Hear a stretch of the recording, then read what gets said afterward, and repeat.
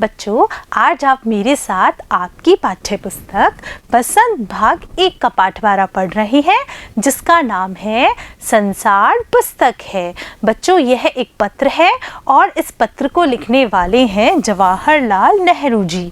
जवाहरलाल नेहरू जी का नाम तो आप सभी लोगों ने सुना होगा। बच्चों, ये हमारे देश के प्रथम प्रधानमंत्री थे, जिन्हें कि हम प्यार से चाचा नेहरू कहकर भी पुकारते हैं। बच्चों, जवाहरलाल नेहरू ने अपनी पुत्री इंदिरा को शिक्षा देने के उद्देश्य से, संसार के बारे में जानकारी कराने के उद्देश्य से कुछ पत्र लिखे थे। इन पत्रों को संकलित कर बाद में एक पुस्तक का रूप दे दिया गया और उस पुस्तक का नाम है पिता के पत्र पुत्री के नाम। बच्चों, इस पुस्तक में इनके 30 पत्र देखने को मिलते हैं और उन 30 पत्रों में से आज आप मेरे साथ एक पत्र पढ़ रहे हैं, जिसका की नाम है संसार पुस्तक है। बच्चों, जब आप यह पत्र पढ़ेंगे तो आप पाएंगे कि एक पिता किस तरह से अपनी पुत्री को संसार की छोटी छोटी बातों की जानकारी दे रहा है। आप जब यह पढ़ेंगे तो आपको भी बहुत अच्छा लगेगा। आप सभी लोग छोटे बच्चे हो, अपने पापा मम्मी के साथ रहते हो, आपके पिताजी भी आपको बहुत सारी ज्ञानवर्धक बातें बताते होंगे, जीवन के बारे में बताते होंगे। उन सारी बातों को सुनकर आपको बहुत अच्छा लगता होगा। जवाहरलाल नेहरू जी ने ये पत्र अपनी पुत्री को इसलिए लिखे थे क्योंकि वो उनको इतना समय दे नहीं पा रहे थे, उनसे दूर थे, इसलिए इन्होंने पत्र लिखकर अपनी पुत्री को संसार की जानकारी दी। तो बच्चों, आप मेरे साथ यह पत्र पढ़ें, इससे पहले मैं आपको इस पाठ की एक छोटी सी जानकारी देती हूँ। आइए चलते हैं पाठ के परिचय की तरफ। देखिए, संसार पुस्तक है, यह पत्र स्वतंत्र भारत के प्रथम प्रधानमंत्री पंडित जवाहरलाल नेहरू जी के द्वारा अपनी पुत्री इंदिरा को लिखा गया है। बच्चों, ये इंदिरा गांधी ही है, जो कि हमारे देश की प्रथम महिला प्रधानमंत्री थी, जो कि पिता के पत्र पुत्री के नाम में संकलित है। बच्चों, इनके जो पत्र हैं वो एक पुस्तक के रूप में संकलित कर लिए गए और उस पुस्तक का नाम है पिता के पत्र पुत्री के नाम। यहाँ पर हमारे पिता कौन है? जवाहरलाल नेहरू जी। और पुत्री कौन है? इंदिरा गांधी जी। क्योंकि जवाहरलाल नेहरू जी ने अपनी पुत्री इंदिरा गांधी को पत्र लिखे थे। इस समय इंदिरा 10 वर्ष की थी। देखिए बच्चों, ध्यान दीजिए, जिस समय ये पत्र लिखे गए थे उस समय इंदिरा गांधी जी की जो आयु थी वह 10 वर्ष थी। 10 वर्ष यानी आपके आसपास ही रही होगी। आप छठी कक्षा के विद्यार्थी हैं, आप सभी लोगों की उम्र 10, 11, 12 वर्ष के आसपास होगी। और आप जब ये पत्र पढ़ेंगे तब आपको बहुत अच्छा लगेगा, बहुत सारी जानकारी देखने को सीखने को मिलेगी। देखिए, तथा मसूरी में थी और उस समय इंदिरा गांधी मसूरी में रह रही थी और जो जवाहरलाल नेहरू जी थे वो उस समय इलाहाबाद थे। दोनों दूर दूर थे, बातचीत नहीं हो पाती थी, फोन के साधन भी इतने नहीं थे, इसलिए जवाहरलाल नेहरू जी ने पत्रों के माध्यम से इंदिरा जी को संसार के बारे में बताने का प्रयास किया था। इस पत्र में नेहरू जी ने अपनी पुत्री को विभिन्न प्रकार की जानकारी देने का प्रयास किया है। कौन कौन सी जानकारी देने का प्रयास किया है यह तो आप पत्र पढ़ेंगे तब जान पाएंगे। आइए चलते हैं पत्र की तरफ, देखते हैं क्या है इसमें। जब तुम मेरे साथ रहती हो तो अक्सर यानी कि प्राय मुझसे बहुत सी बातें पूछा करती हो और मैं उनका जवाब देने की कोशिश करता हूँ। कौन कह रहा है? ये जवाहरलाल नेहरू जी कह रहे हैं। और ये जवाहरलाल नेहरू जी किसके लिए लिख रहे हैं? इंदिरा गांधी जी के लिए लिख रहे हैं। बच्चों, आप सभी लोग अपने पिताजी के साथ रहते हो, आप अपने माता पिता से बहुत सारे प्रश्न पूछते होंगे क्योंकि आपके मन में हर चीज़ को जानने की बहुत सारी जिज्ञासा होती है और आपके माता पिता उन जिज्ञासा को शांत करने की पूरी कोशिश करते होंगे। इसी तरह इंदिरा गांधी जब अपने पिताजी के साथ रहती थी तब वे अपने अपने पिताजी से बहुत सारे प्रश्न पूछा करती थी और वो इन सारे प्रश्नों के उत्तर देने की कोशिश किया करते थे। लेकिन अब जब तुम मसूरी में हो और मैं इलाहाबाद में, यानी कि जब पत्र लिखा जा रहा है उस समय इंदिरा गांधी मसूरी में रह रही हैं और उनके पिताजी इलाहाबाद में रह रहे हैं। हम दोनों उस तरह से बातचीत नहीं कर सकते। बच्चों, ये वो समय था जब संचार के साधन आज की तरह नहीं थे। आज तो हमारे पास मोबाइल है, इंटरनेट है, हम वीडियो कॉल कर सकते हैं, देख सकते हैं, हमें ऐसा लगता ही नहीं है कि हम कहीं दूर रह रहे हैं। लेकिन उस समय संचार के ऐसे साधन नहीं थे, इसके कारण दोनों को बातचीत करने में दिक्कत हुआ करती थी। वो उस तरह से बातचीत नहीं करते थे। इसलिए मैंने इरादा किया कि कभी कभी तुम्हें इस दुनिया की और उन छोटे बड़े देशों की जो इस दुनिया में हैं छोटी छोटी कथाएं लिखा करूं। बच्चों, पत्र जो होते हैं वो छोटे ही होते हैं, उनमें हम संक्षिप्त रूप से ही अपनी बात लिख सकते हैं। इसलिए जवाहरलाल नेहरू जी को लगता है कि उन्हें अपनी पुत्री को जानकारी देनी चाहिए, इसलिए वो पत्रों के माध्यम से छोटी छोटी कहानियाँ, छोटी छोटी गाथाएं लिखते हैं और छोटी छोटी कथाओं से इंदिरा गांधी को जानकारी देने की कोशिश करते हैं। तुमने हिंदुस्तान और इंग्लैंड का कुछ हाल इतिहास में पढ़ा है। बच्चों, इंदिरा गांधी 10 वर्ष की थी और वो किन 2 देशों से परिचित थी? हिंदुस्तान, जिसमें कि वो रहा करती थी। इंग्लैंड क्या कौन सा देश है? इंग्लैंड अंग्रेजों का देश है जिन्होंने कि हमारे ऊपर शासन किया था। बच्चे जो अपने आसपास का माहौल देखते हैं, वातावरण देखते हैं, उसके बारे में ही जानकारी रखते हैं और इंदिरा गांधी को उस समय इन 2 देशों की ही जानकारी थी। लेकिन इंग्लैंड केवल एक छोटा सा टापू है और हिंदुस्तान, जो कि एक बहुत बड़ा देश है, फिर भी दुनिया का एक छोटा सा हिस्सा है। अगर तुम्हें इस दुनिया का कुछ हाल जानने का शौक है तो तुम्हें सब देशों का और उन सब जातियों का जो इसमें बसी हुई है ध्यान रखना पड़ेगा। केवल उस एक छोटे से देश का नहीं जिसमें कि तुम पैदा हुई हो। इंदिरा गांधी कौन से देश में पैदा हुई थी? भारत में। और भारत को एक छोटा सा देश क्यों कहा गया है? क्योंकि जब हम संसार का मानचित्र देखते हैं तो हम पाते हैं हमारे देश जैसे बहुत सारे देश हैं इस दुनिया में और वो देश कुछ तो हमसे बहुत अधिक बड़े हैं, कुछ हमसे बहुत अधिक छोटे हैं। इसलिए भारत को यहाँ पर एक छोटा सा देश कहा गया है क्योंकि उससे बड़े बड़े भी बहुत सारे देश हैं। मुझे मालूम है कि इन छोटे छोटे खतों में बहुत थोड़ी सी बातें ही बतला सकता हूँ, लेकिन मुझे आशा है कि इन थोड़ी सी बातों को भी तुम शौक से पढ़ोगी और समझोगी कि दुनिया एक है और दूसरे लोग जो इसमें आबाद हैं हमारे भाई बहन हैं। बच्चों, आप इस वाक्य को ध्यान से देखिए। इस वाक्य के द्वारा जवाहरलाल नेहरू जी ने अपनी पुत्री को विश्व बंधुत्व का संदेश दिया है, यानी सारे विश्व को हमारे ही भाई बहन मानने की बात कही है, जो कि एक पिता के द्वारा अपनी पुत्री को बहुत अच्छी बात बतलाई गई है। जब तुम बड़ी हो जाओगी तो तुम दुनिया और उसके आदमियों का हाल मोटी मोटी किताबों में पढ़ोगी। उसमें तुम्हें जितना आनंद मिलेगा उतना किसी कहानी या उपन्यास में ना मिला होगा। देखिए, यह तो तुम जानती ही हो कि यह धरती लाखों करोड़ों वर्ष पुरानी है और बहुत दिनों तक इसमें कोई आदमी न था। बच्चों, आपने आपकी किताब में 5वां पाठ पढ़ा होगा, अक्षरों का महत्व। उसमें हमारी पृथ्वी के बारे में बताया गया है कि हमारी जो पृथ्वी थी पहले एक आग का गोला थी जिसमें कि मनुष्य नहीं रहा करते थे और आदमियों से पहले सिर्फ जानवर थे। देखिए, वही बात आ रही है कि यहाँ पर आदमी सबसे पहले नहीं आए हैं, आदमियों से पहले जानवर आए हैं और जानवरों से पहले एक ऐसा समय था जब इस धरती पर कोई जानदार चीज़ न थी, क्यों नहीं थी जानदार चीज़? क्योंकि हमारी पृथ्वी बहुत गर्म थी, इसलिए जानदार चीज़ इसमें नहीं रह सकती थी। आज जब यह दुनिया हर तरह के जानवरों और आदमियों से भरी हुई है, उस जमाने का ख्याल भी करना मुश्किल है जब यहाँ कुछ ना था। देखिए आगे, लेकिन विज्ञान जानने वालों और विद्वानों ने, जिन्होंने इस विषय को खूब सोचा, पढ़ा है, लिखा है कि एक समय ऐसा था जब यह धरती बेहद गर्म थी, इस पर कोई जानदार चीज़ नहीं रह सकती थी। और अगर हम उनकी किताबें पढ़ें और पहाड़ों और जानवरों की पुरानी हड्डियों को गौर से देखें तो हमें खुद मालूम होगा कि ऐसा समय ज़रूर रहा होगा।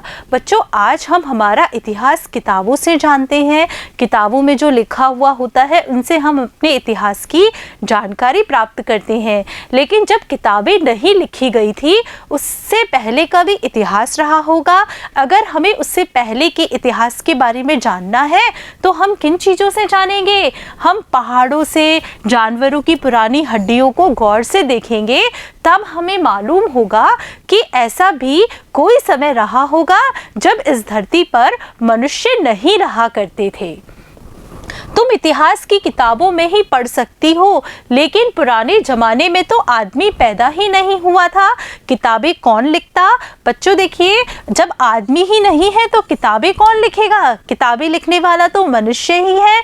मनुष्य ने किताबें लिखी, अपने बारे में लिखी, अपने समय के बारे में लिखी, जिन्हें कि आज हम इतिहास के रूप में पढ़ते हैं। तब हमें उस ज़माने की बातें कैसे मालूम हो? यह तो नहीं हो सकता कि हम बैठे बैठे हर एक बात सोच निकालें। यह बड़े मज़े की बात होती, क्योंकि हम जो चीज़ चाहते सोच लेते और सुंदर परियों की कहानियाँ गढ़ लेते। लेकिन जो कहानी किसी बात को देखे बिना ही गढ़ ली जाए, वह ठीक कैसे हो सकती है?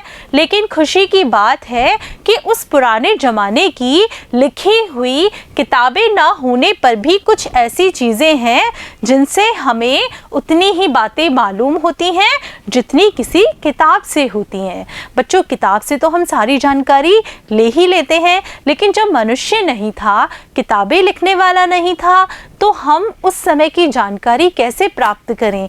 आप लोगों को पता है, जब मनुष्य ने किताबें नहीं लिखी थी, उसके पहले के समय की भी हम जानकारी प्राप्त कर सकते हैं। और वो कौन कौन सी चीज़ें हैं जिनसे कि हम जानकारी प्राप्त कर सकते हैं? देखिए, ये पहाड़, समुद्र, सितारे, नदियाँ, जंगल, जानवरों की पुरानी हड्डियाँ और इस तरह की और भी कितनी चीज़ें हैं जिनसे कि हमें दुनिया का पुराना हाल मालूम हो सकता है। यानी कि हमें दुनिया की बारे में पुरानी से पुरानी जानकारी इन चीज़ों के माध्यम से प्राप्त हो सकती है। मगर हाल जानने का असली तरीका यह नहीं है कि हम केवल दूसरों की लिखी हुई किताबों को पढ़ लें, बल्कि खुद संसार रूपी पुस्तक को पढ़ें। यहाँ पर जवाहरलाल नेहरू जी कह रहे हैं कि किताबों में जो कुछ भी लिखा गया है उसको पढ़कर इतिहास जाने, यह तरीका इतना सही नहीं है, बल्कि हमें खुद इस संसार रूपी पुस्तक को पढ़ने का प्रयास करना चाहिए। संसार की हर एक वस्तु को ढंग से देखना चाहिए, उसके बारे में सोचना चाहिए और जानकारी इकट्ठी करनी चाहिए। अगर हम संसार रूपी पुस्तक को पढ़कर जानकारी इकट्ठी करेंगे तो यह हमारे लिए बहुत ही रोचक होगा। देखिए, मुझे आशा है कि पत्थरों और पहाड़ों को पढ़कर तुम थोड़े ही दिनों में उनका हाल जानना सीख जाओगी। सोचो कितनी मज़े की बात है, एक छोटा सा रोड़ा यानी कि पत्थर, जिसे कि तुम सड़क पर या पहाड़ के नीचे पड़ा हुआ देखती हो, शायद संसार की पुस्तक का एक छोटा सा पन्ना हो। शायद उससे तुम्हें कोई नई बात मालूम हो जाए। शर्त यही है कि तुम्हें उसे पढ़ना आता हो। बच्चों, अगर हम किसी के बारे में जानकारी प्राप्त करना चाहते हैं तो हमें उसके बारे में पढ़ना पड़ेगा। लेकिन अगर हम एक छोटे से पत्थर का इतिहास जानना चाहते हैं तो हमें उस पत्थर के बारे में, उस रोड़े के बारे में पढ़ना आना चाहिए। अगर हम उसे पढ़ने में असमर्थ हैं तो हम उसके बारे में जानकारी प्राप्त नहीं कर सकते। कोई जवान उर्दू, हिंदी, अंग्रेजी सीखने के लिए तुम्हें उनके अक्षर सीखने होते हैं। हाँ बच्चों, यह सही बात है। अगर आप हिंदी पढ़ना चाहते हैं, हिंदी लिखना चाहते हैं, तो हिंदी पढ़ने लिखने के लिए आपको उसकी वर्णमाला सीखनी होगी, वर्णमाला के सारे अक्षर सीखने होंगे, उसके बाद ही तो आप हिंदी पढ़ सकते हैं। अगर आपको अंग्रेजी भाषा सीखनी है तो अंग्रेजी भाषा लिखने और पढ़ने के लिए पहले अंग्रेजी भाषा की वर्णमाला के सारे अक्षरों के बारे में जानकारी इकट्ठी करनी पड़ेगी, सब सीखना पड़ेगा, तभी आप दूसरी भाषा सीख पाएंगे। इसी तरह पहले तुम्हें प्रकृति के अक्षर पढ़ने पड़ेंगे, तभी तुम उसकी कहानी उसके पत्थरों और चट्टानों की किताब से पढ़ सकोगी। बच्चों, अगर यहाँ पर जवाहरलाल नेहरू जी इंदिरा गांधी से कह रहे हैं, अगर तुम प्रकृति की किताब पढ़ना चाहती हो तो तुम्हें पहले प्रकृति की वर्णमाला के अक्षर सीखने होंगे। और प्रकृति की वर्णमाला के अक्षर कौन कौन से हैं? पत्थरों, चट्टानों आदि हैं, जिनसे कि आप पढ़कर जानकारी प्राप्त कर सकोगी। शायद अब तुम उसे थोड़ा थोड़ा पढ़ना जानती हो। जब तुम कोई छोटा सा गोल चमकीला रोड़ा देखती हो तो क्या वह तुम्हें कुछ नहीं बतलाता? यह कैसे गोल, चिकना और चमकीला हो गया? उसके खुरदरे किनारे या कोने का क्या हुआ? यानी आपको अगर सड़क पर एक गोल गोल पत्थर मिले तो आपके दिमाग में यह प्रश्न तो आना ही है कि यह पत्थर इतना गोल चमकीला कैसे हो गया? अगर हम किसी पत्थर के टुकड़े करते हैं तो वह खुरदरा ही निकलता है और पैना भी निकलता है, लेकिन वह गोल कैसे हो गया? इसके बारे में आपके मन में भी प्रश्न उठते होंगे। देखिए, अगर तुम किसी बड़ी चट्टान को तोड़कर टुकड़े टुकड़े कर डालो तो हर टुकड़ा खुरदरा और नोकीला होगा। यह सही बात है। अगर आप किसी पत्थर या चट्टान को तोड़ते हैं तो उससे टूटने वाला, उससे बनने वाला हर टुकड़ा या तो खुरदरा होगा या फिर नोकीला होगा। यह गोल रोड़े की तरह बिल्कुल नहीं होता। फिर यह रोड़ा कैसे इतना चमकीला, चिकना और गोल हो गया?